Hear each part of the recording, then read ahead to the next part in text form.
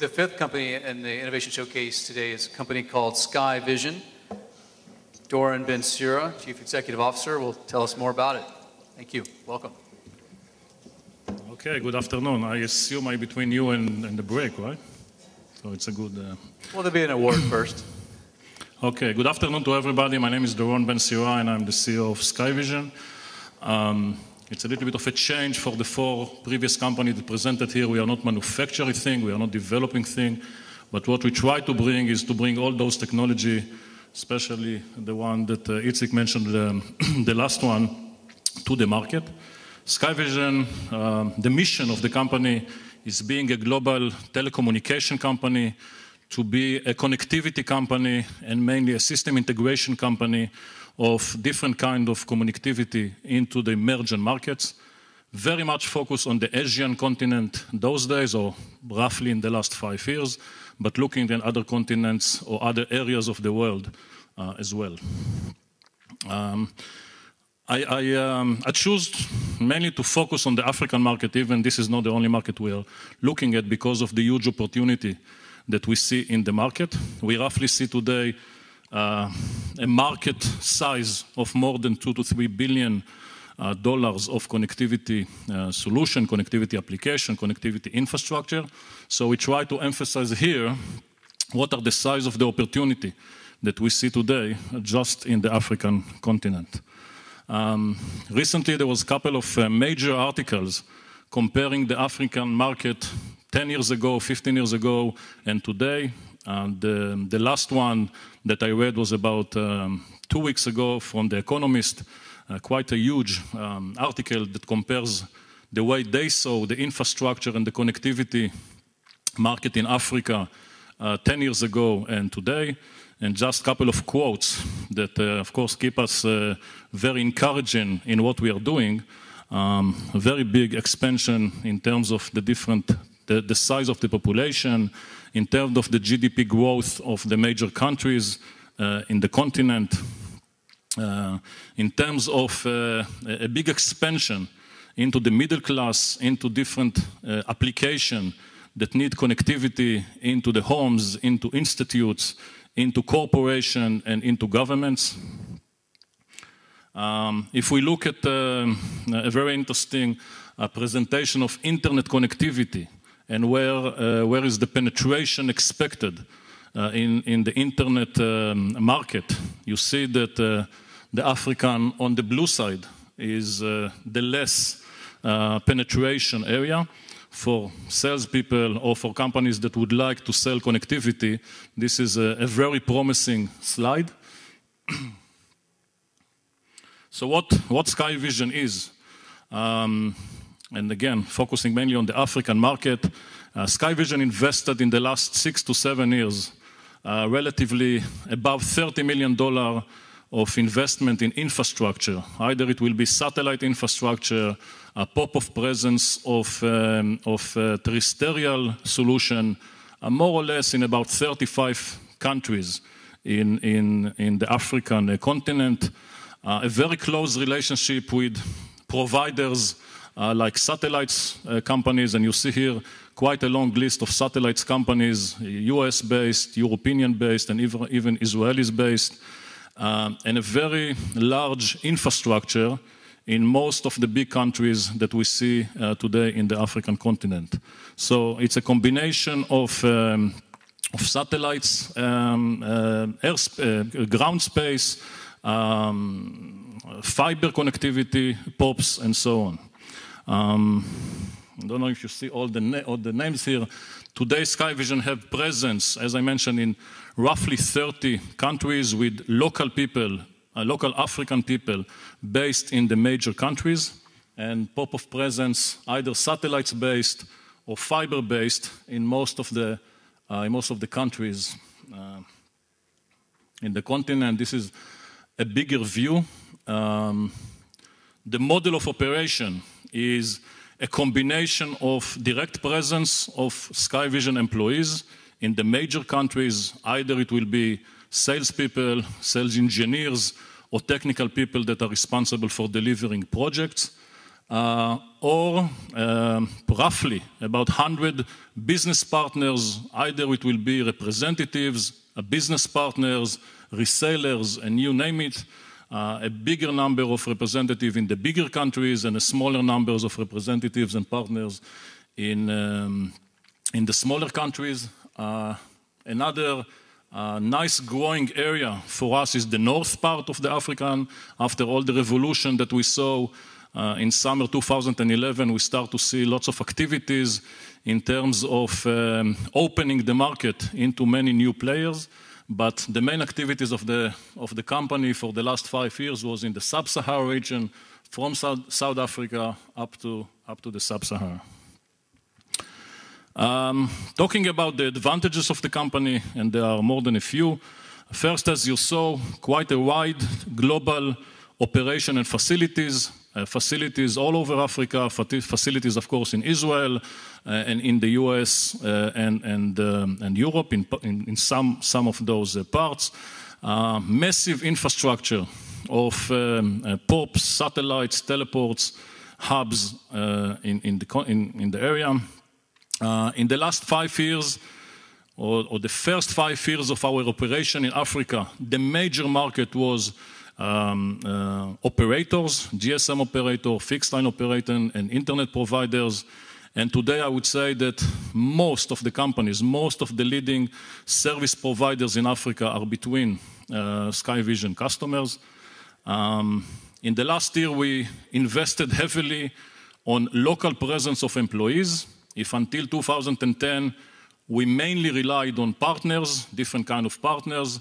We changed the model in the last 14 months, and we recruited people that grew in the market, very well connected to the decision maker and technical people to deliver the solution. And as I say today, we have our own presence in a couple of major countries.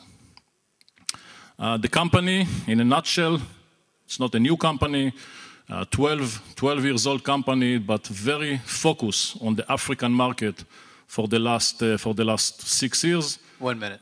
110 employees, operating in more than 50 countries, and very proud to say that in a major competition last year, we were chosen by a major organization as the satellites provider of the year for the African continent.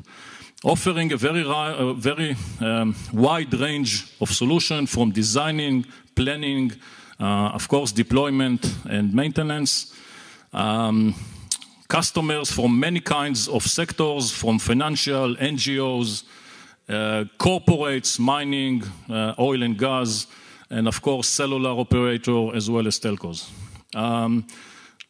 2006, 2007 was $18 million. 2006 was $18 million. We estimated to doing this year about $75 million, and hopefully double the business within 2 years or 3 years. Thank you. Thank you. I'll kick off questions with.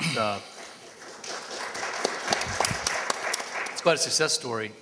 In terms of your customers, you have a slide that shows the different segmentation. Which is the largest one and growing the fastest? The large one? Yes. I would say today moving from telcos and ISPs into governments.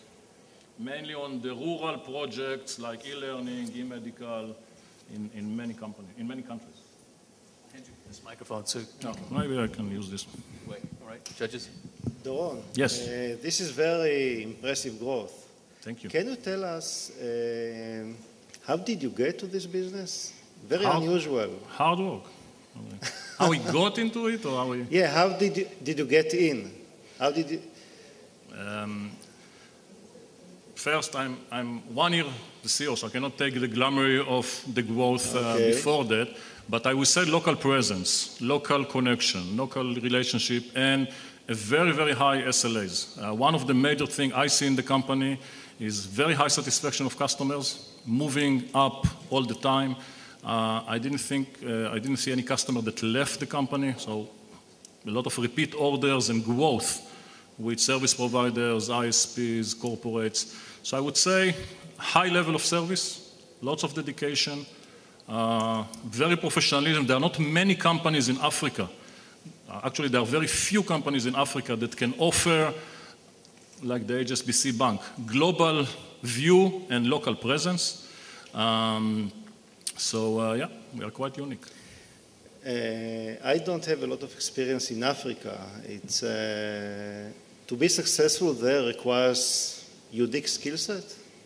Require, sorry? Unique skill set? Or No, I would say like this. You know, my previous job, I was running nice systems in Asia for 13 years.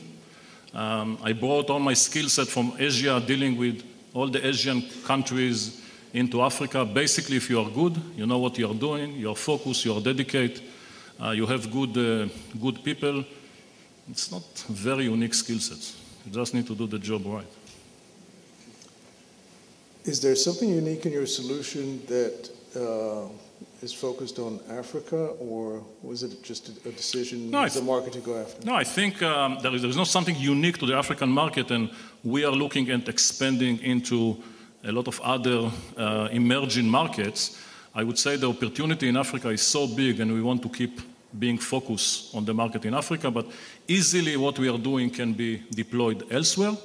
I think the amount of investment we have in Africa, the close relationship we have with decision makers from corporates, NGOs, governments, are a very key advantage that we are having. So we have the relationship to grow the business, and we see companies that are growing from relatively small business with us to a very large capacity of businesses. But it's not very unique to the African market. I think as an Israeli company, having a relatively big amount of employees, African employees working for us, very successful salespeople and engineers, is also quite unique. We don't see a lot of Israelis companies that are having their own stuff on the ground. Why are you not in China, India, Russia? What about? Why are you not there? We can be in many places, but we want to stay focused, we want to grow the business. Actually, the $150 million that I can see coming only from Africa, and if I will be able, capacity-wise, manager-wise, to expand into many other emerging markets, we can do that. Nothing eliminates us to go to other emerging markets. But only in the African market, I want to double the business in 3 years. We all know that Africa is an emerging market. Can you comment about, but we still have this stereotype in mind, right? People I not don't know what kind of stereotype you have in mind. Yeah, well, people not having modern devices, how they use the internet and so on. Can you comment on that, how it evolves? Again, my experience in the last 14 years was Asia. I was extremely surprised. I mean, I've been in Africa since I joined Skyvision roughly about 15 times, so I've been there almost every month, once or twice. I was extremely surprised. I must say, I came with the same stereotype. So when I visited either Kenya or Nigeria, of course, South Africa, going to Gabon or all kinds of French-speaking countries, you will be amazed how much those guys are developed, how much smartphones they have. They are not going with one smartphone here, they are going with three smartphones. They are going with all the tablets in the world that you have, extremely well connected, extremely well educated. So, big surprise for me as well. So what % of the revenue and of the growth is coming from just pure connectivity services versus the value-added? You mentioned some value-added content and vertical. The majority will still be connectivity. We see today a pipeline of roughly 3 times the targets that we are having, which I would say 70% is still connectivity, and much bigger, pipes of bandwidth. What we are adding to the company is more and more value-added services, which I expect to grow from about 10% to 25 to 30% of the business. But where we are focusing still is the bandwidth and the connectivity. I mean, is there? What's the barrier to entry for some of the big connectivity providers just to move into Africa as the opportunity emerges for them? I would say foot on the ground. I would say understanding what you are doing. I would say local presence, local relationships, subcontractors. Putting an antenna in South Sudan can take you 3 weeks or 4 months, depending how much you're familiar with the market.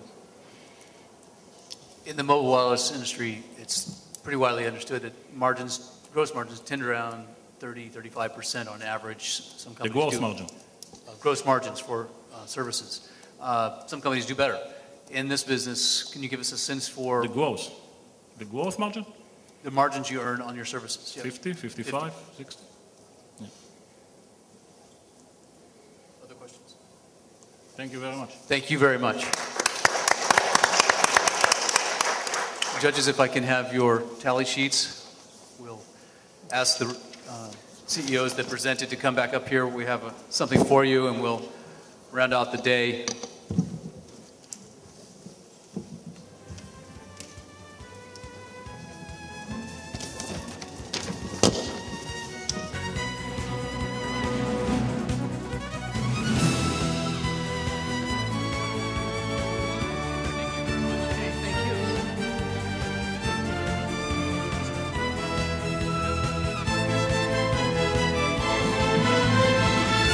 We'll take a photo with the judges and the finalists together.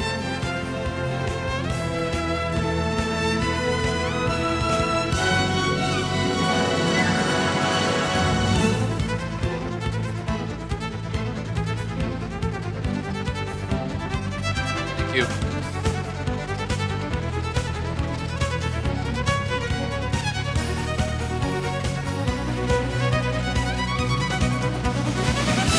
Well, if we had a drum roll, we'd hear it right now, but we don't. The winner of the showcase this afternoon, based on the judges voting with their investment dollars, is Extreme IO. So let's give a round of applause to those guys. That concludes the showcase this afternoon. Thank you, judges, for being part of it. Thank you.